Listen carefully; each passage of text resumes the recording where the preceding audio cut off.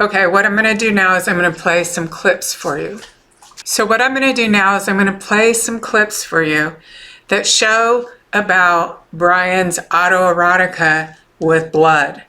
He is sexually aroused by blood, and he's sexually aroused by applying it to himself. That's what he does. It probably was in the container that Dylan saw him with, but I mean, it's just sick. So anyways, and he likes to eat it. Probably why he's a vegan in front of everyone else is he doesn't want to lose control in front of everyone. But here, let's see this. Okay, here's related to blood. He likes the thrill of the kill, and he actually likes the taste of blood. Okay, so that was also giving me this feeling of him being a serial killer. This wasn't a crime of passion. This was a serial killer. I think this is the same one. He likes the thrill of the kill, and he actually likes the taste of blood. Okay.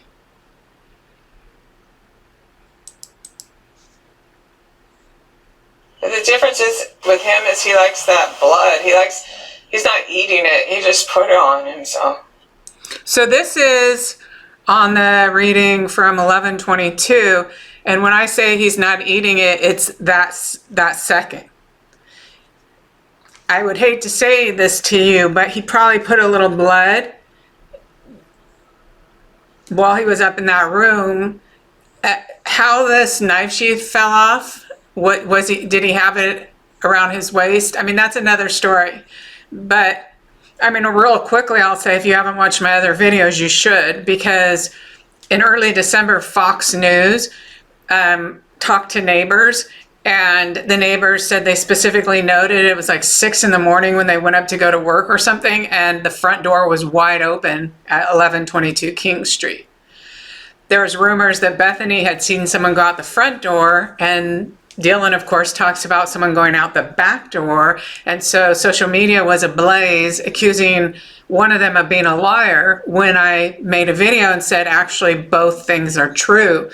Because right in that very first reading that was uploaded 11:22, in that reading, I'm saying, as you know, he goes out to the back door, he rinses his hands, he does this thing with the bloody apple, he cuts the apple and it's got the blood of these people on it, he sticks a piece in his mouth, he likes that. So during that part, he is doing something, but this was when he was upstairs. I mean, this is how gross he is.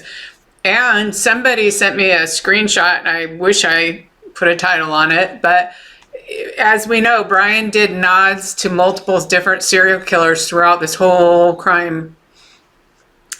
And there was one serial killer that would stop and eat an apple over his victims. So I forgot which one that was. Now this one's really gross. So pause it now if you have a problem with it. It's pretty sick. I think he has fantasies of the one that's not the thinner one, but the one with the rounder face a little bit. Kaylee. He has fantasies about her. Like, the fantasies are of a real grotesque nature. I'll repeat them here, but then just cut them out of the video.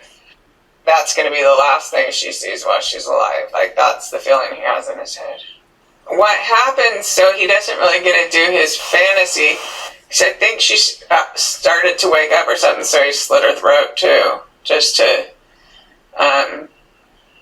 and then it feels like the other female, her friend, she wakes up and says something like, Maddie, are you all right, or something, so he just goes right in there and stabs her and pushes her back into her bed, or area, or back into her room, and slashes her throat too. And it's like, he wanted to have more time. He had some fantasy about how he was going to do it with Maddie, but that hasn't played out. He thinks for a second of looking for more, but he stops for a second and there's no noise, there's nobody getting up, so he just waits for a few minutes. And he's like really on a high now. He's sticky with the blood, but for him it feels good. So this clip is from the reading I uploaded 11/22/22. We learn a lot in here, right? We learned that there was a skirmish upstairs, which has now been confirmed. So it sounds like he did kill Maddie prior to Kaylee hearing, and then, see, I think she was asleep in her own room. I understand that some things were brought home and some things were in boxes. The Fox News took a photo through the window, and you could actually see the white comforter and the white bed sheets turned over. So there was actually someone in there, and combined with the fact that her dog's in there, I tend to believe that Kaylee actually was asleep in her own bed and woke up, and that because this skirmish, you know, where he gets up, he's in there with Maddie, and he gets up, and Kaylee's like, she's probably the one who said someone's here. But then he has this little skirmish with her and shoves her down into Maddie's bed. But everything that's come out so far actually fits with what I said there. And here, when I start saying the girl with the rounder face, I'm trying to distinguish between them. It's not disrespect. It's that I purposely do a reading, again, without knowing much, to know as least as possible, to get the cleanest reading possible. And we also, what I was seeing in his fantasy and what it went into, and this is why this person never should ever be considered for parole in his life. He wanted to be assaulting the female. He wanted to be assaulting the female in the midst of that being the last thing she ever sees when he plunges a knife into her. So he wanted to be doing the whole thing, the whole gamut. When Bill Thompson says there's not a sexual component, I think he means, did any assault happen in there? But absolutely, this whole thing is sexual for him. He has fantasies about assaulting while he's killing and forcing them that they have to look at the person they rejected. That's his target, is his hatred and rage and how inadequate it makes him feel. This whole thing, not one person. It's not like about thinking, oh, I love this person and now I'm stalking her, and now it's not like that. It's much deeper, much more intense, and it always revolves around this really skewered, I think, probably, and I go into that in my video about how that can occur while someone's being bullied while they're going through puberty and they're masturbating about the object of their desire, who happens to be their bully, and then to the idea of this person being dead even. So he's taken all his power back, where he feels so insecure, and he feels so like inadequate because of the rage that he feels. So he feels them rejecting him, whether it's real or in his own mind, because he says he hates these bitches that run around flaunting themselves like candy. This is exactly what was going through his mind while I was connected to his mind while he was killing them. He hates, just rage, absolute rage, and he hates these bitches that, this is his words and thoughts, not mine at all. I'm not even translating. I'm doing my best to spit it out and tell you exactly, because it's so offensive to all of us. And they flaunt themselves, but they don't give him any. So this is his target. His target is the whole darn thing and how it makes him feel. And he's going to get power over that again by killing them all and wreaking this havoc in that house. It's nonsensical to think that a man who goes to that much work to plan out every aspect of this crime, you think he's on their social media, but he didn't look that day while they were posting pictures of themselves, the whole group of them, that there's a bunch of them there, and as well as Kaylee, who he hates. Okay. Oh, taste of blood. Let's see. He likes the thrill of the kill, and he actually likes the taste of blood. All right. That's what's really going on. Okay, let's see. He wants to kill more. So, okay, so this clip, it says December 11th, 0006, which means I was recording, that's the 6th recording I made that day. So I've seen the guy that's like Paul Murdoch's, and he likes the blood, and so he brought like, I don't know if it's a little jar or a little container, and he likes to sit in his room and put it on himself. On his privates and stuff. Okay, so are they showing me Bryan when he was a teenager? Because he does have pretty red hair when he's a teenager. And even when he was in that house, I say, does he put brown in his hair to make it less red? So is the redhead behind the pole Bryan? Either multiple personality or to represent him where he come from, like as a teenager. I don't know yet. I won't know 100% until all the info comes out. This kid is twisted. His mom knows something's wrong with him. Like, she doesn't know exactly the extent or what, but she knows something's wrong with him.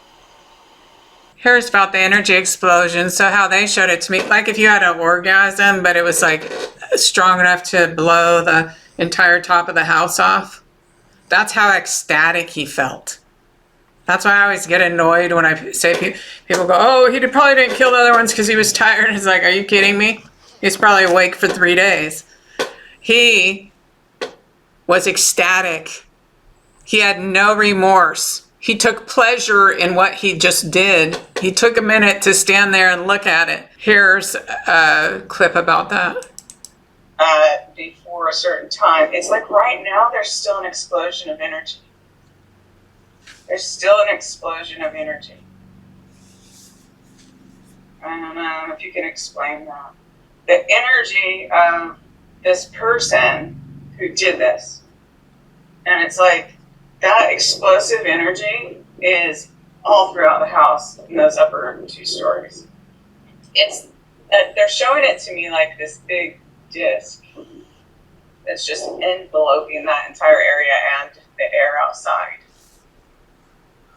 And in that energy, it's still very active. You know, it's like there's much to be found or done or whatever. And I have spirit energy on my legs, so I'm along the right line, but I'm not like 100% accurate.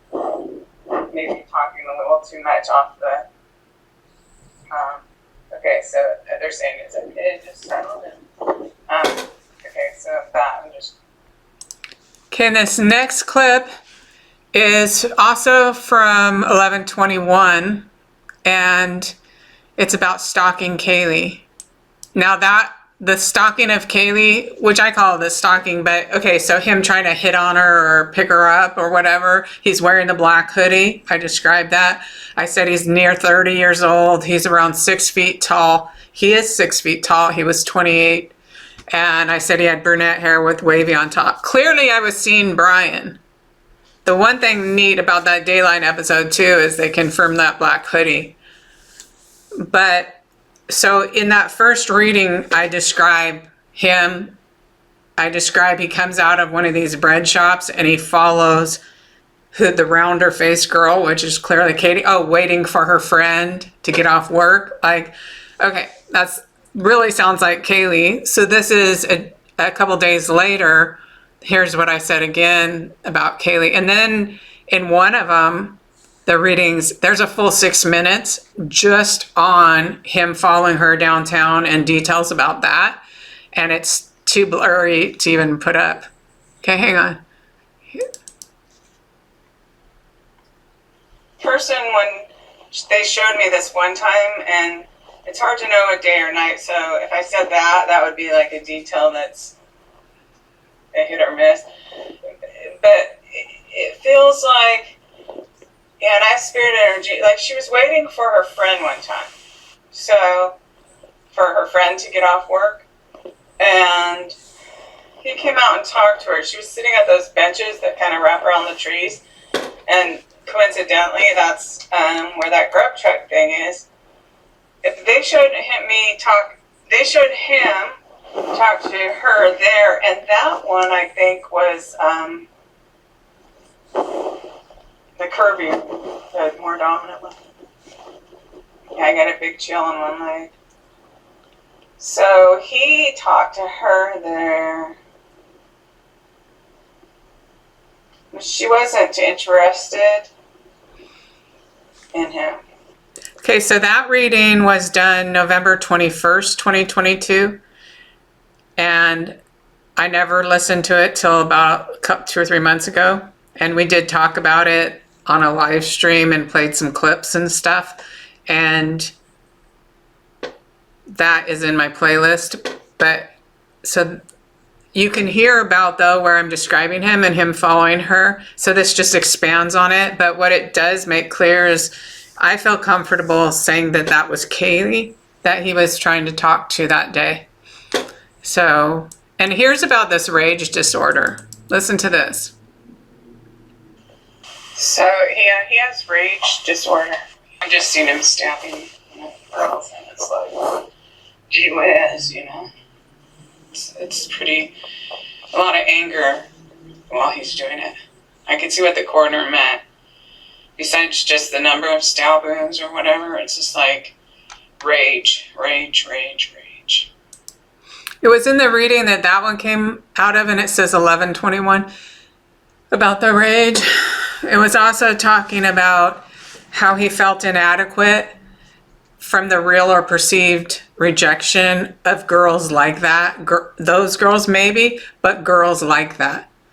And in the first reading that is uploaded, and I'm saying, when he's driving around, because I do talk about him parking in multiple places. So I didn't see him like driving, come back, but I did see him moving his car around and stuff like that. So then, the point is that it makes him feel inadequate. So that drives his rage even more.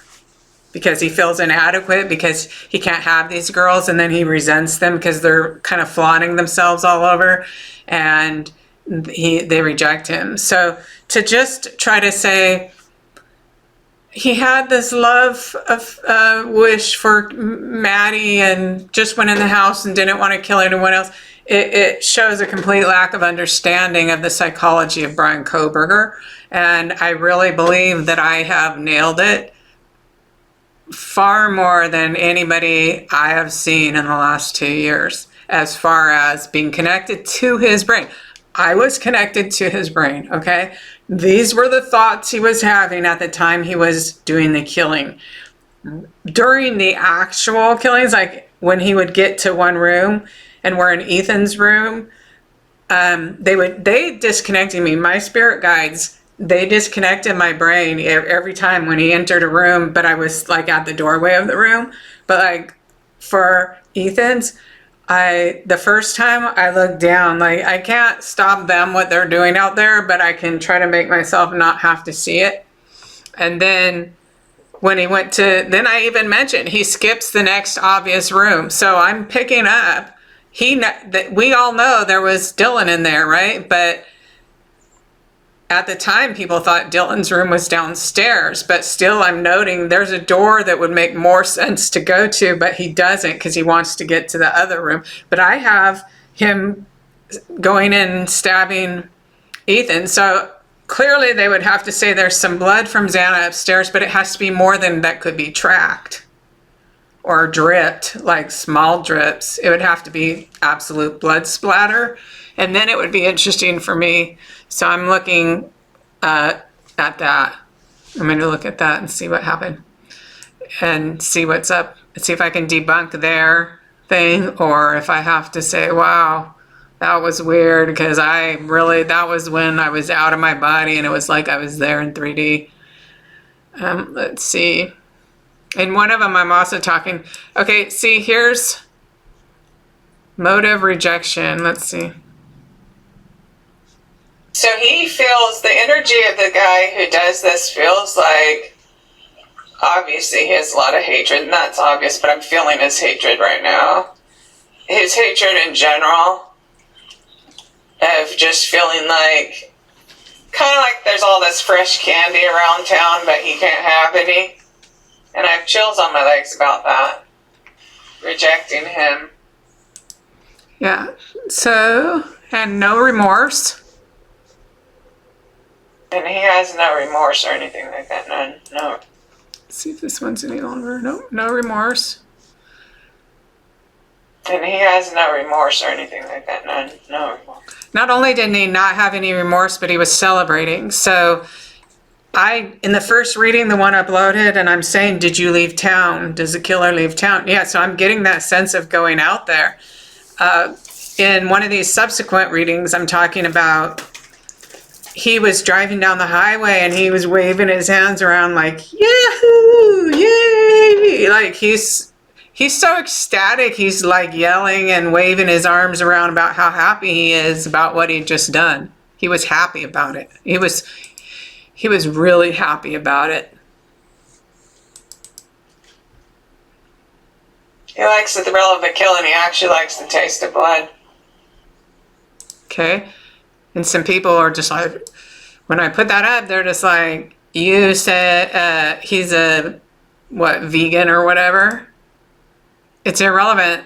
Just like one psychiatrist said, he had it right. He said that he could be that because if he knows he has blood, then he'll go crazy. And yeah, especially if he's sexually aroused by it too. Okay, let's see if I think we kind of got the idea. This one's really, really gross. So you could fast forward to it. I don't know how much more. See, I filmed this once and now it's like, oh. I think he has fantasies of the one that's not the thinner one, but the one with the rounder face a little bit. He has fantasies about her. Like, the fantasies are of a real grotesque nature. I'll repeat them here, but then just cut them out of the video. Feels like he wants to have sex with her body while he's cutting her open, and where she sees that it's him, and that's going to be the last thing she sees while she's alive. Like, that's the feeling he has in his head. I feel like he cuts her throat, too. And it feels like he cuts open her stomach. It's pretty bad. I got chills on my legs. Makes me want to puke, really, when I hear that. So I don't think I can handle doing any more. Let's see. You get the idea, right? You get the idea. I'll do one last thing when we get all the energy. Just to know he felt no fear before. He felt no remorse after. This was all spun up in his head, his fake fantasy world. I think involved all of them. It's really good that he didn't get into that house earlier. He would have had another half hour, then the other ones probably would have been dead too. I really think he probably wanted to get out of there before, like, did Ted Bundy do everything in 13 minutes or something like that?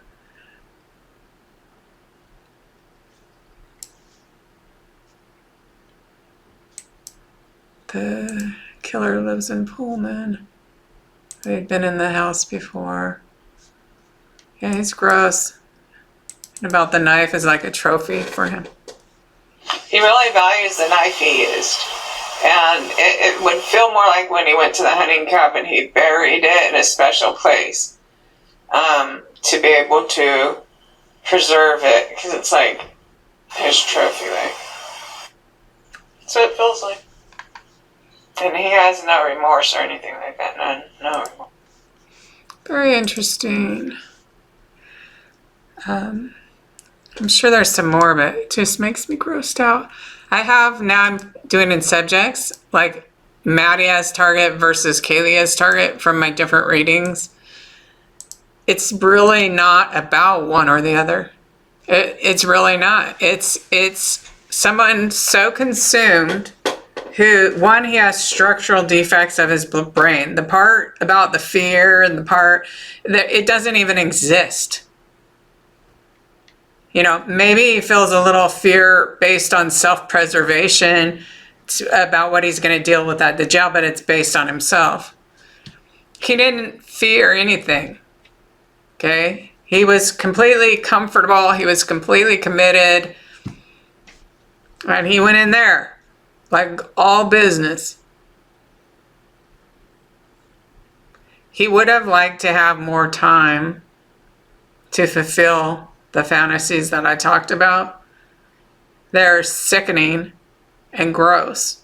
And if I were to be able to stand up and read a letter to him, I would confront these things so the whole country knows just how sick this guy is. He's sick. He's sick.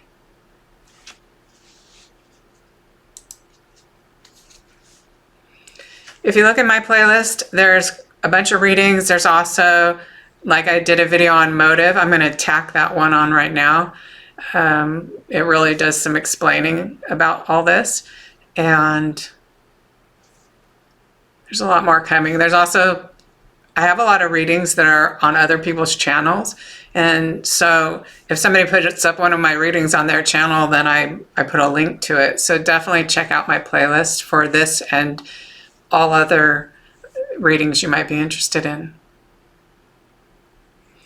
I'm a spiritualist, Reverend, and a psychic medium, and I really enjoy what I do. I also have a background in criminal justice, and I've had several family members murdered, so it's just where God has me right now. I'm really glad to be proving the afterlife, which has been a goal of mine since the death of my own daughter. I wanted to prove the afterlife and maybe help other people to realize that their loved ones are still there, and it's like all part of the same thing. We come in from spirit, we inhabit the kind of earth body for a few experiences, a few lessons, choices, we learn about ourselves, and then we go back to spirit. And by communicating with spirit about these things that have not been publicly proven yet on cases where there might not be evidence, so that what I am gifted with doing can possibly make a difference or be helpful. That's what I'm interested in. So I'm really glad to be able to bring that to you. And I do believe, though, that everybody can develop this because we all have a pineal gland in the center. You can look it up, pineal, Pineal. And you can learn about how to open that up and learn how to communicate with spirit. Or if you just want to be more spiritually aware, more sensing of like the God energy, of pure love and that kind of thing. So those are things I'm very interested in helping bring to you. And I think the testimonials that I receive, or the emails I receive, I really love these ones. They start out and they say, I used to be an atheist. I used to think when we died, that was the end of it. But your readings had me turn my life upside down, because there's no way that you could have known all that exact precise details unless you really were talking to one of these spirit people that you claim to be talking to. And that really is the goal. That's one of the goals of spirit communication and spiritualism. That's one of the goals. It's not the only goal, but is to prove the afterlife. So I believe that I've done that. I believe my work on the Lori Vallow case proves the afterlife, literally. And I wrote an essay about that, and it's on a website, LoriVallowDaybell.com. And then my website's under construction, but you can go check it out, and it will have quite a bit more in a couple months. But it's the same name as this channel, Psychic Reverend Donna Seraphina. And I have a Facebook group I would love for you to join, so that way we never lose touch. But then we have more in-depth discussions on these cases, and sometimes even cases where I don't upload. If a lot of people are following it, we'll follow that case too. So if you'd like to have more in-depth discussions, the Facebook group is also the same name as this channel. And I'm going to put links where you can find these things, although that might take a while. So if they're not there, you know, they'll be there eventually. So I love you all. I hope you take care. And thank God Bryan took this plea deal, although I totally agree he deserves the death penalty. Just the fact that it was like this small town, and what if they were able to throw the evidence? What if they were able to pull a Casey Anthony? What if they were able to pull an O.J. Simpson and Bryan walked free? I was just like, oh my God, if that happens, he will go on a cross-country killing spree just to beat Ted Bundy. That's what he'll do. Like, I could totally feel it. And so, you know, I put the odds at about 8%, but the odds, there was a chance. There was a chance because, you know, he probably would be convicted, but there was a chance. I mean, they only need one juror. So this is a good thing. He can never harm another young person again. Or at least in prison, he might, but he can't harm any innocent young women.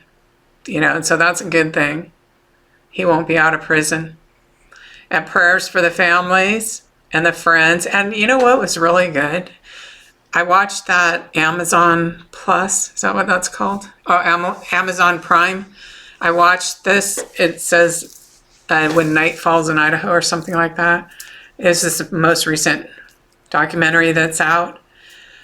And I thought it was really good. Like, I was surprised because usually I'll get annoyed because I just feel like everything's sensationalized in our society in general, you know, related to crime and stuff like that. But I thought they did a really, really beautiful job showing how this murder affects people close, like the parents and the siblings and the friends. And like, I volunteered for 8 years at a violent crime place dealing with families of homicide victims, and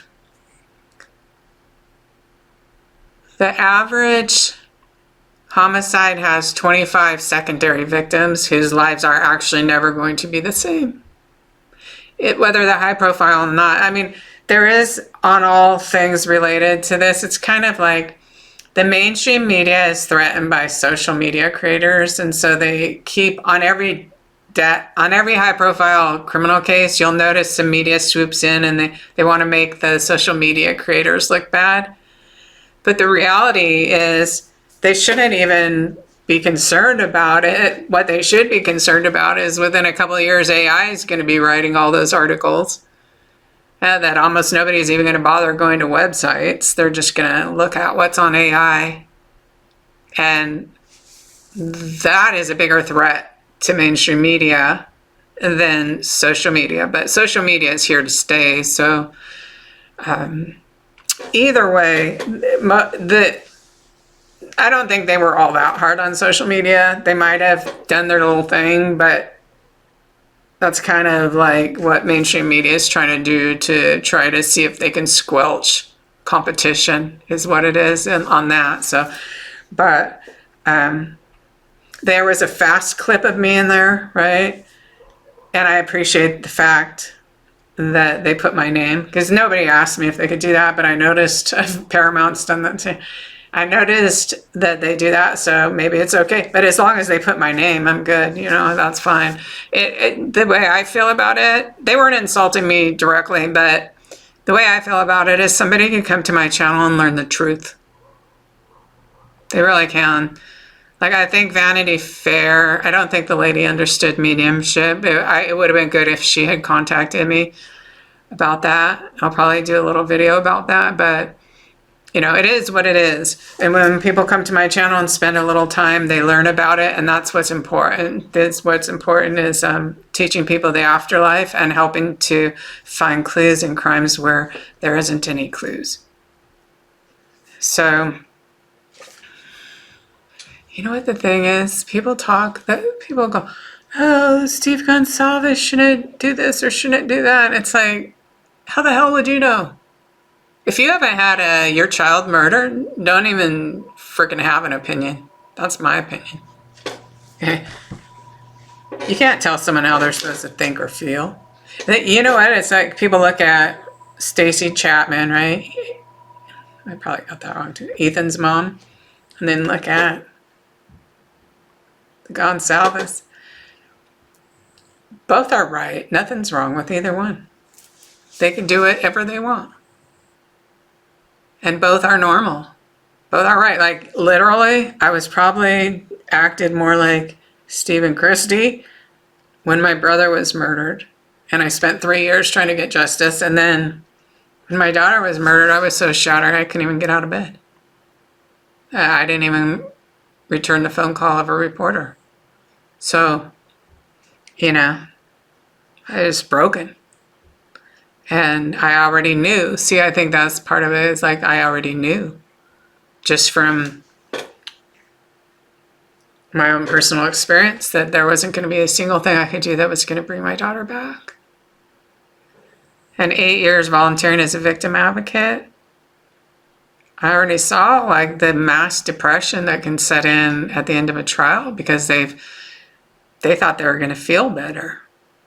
And however it works, like however they want to spend their energy and do is fine.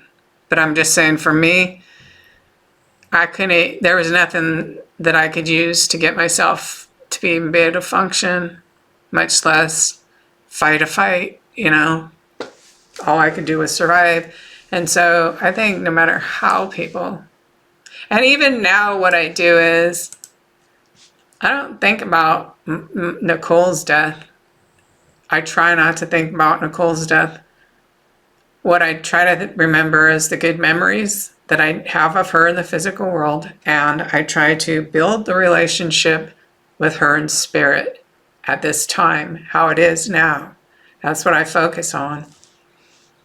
I also set up a mother's circle where I have mothers and I show them what it's like to sense their child, and so they can know their child's there for sure, and to sense other mothers' children so they know that it's real.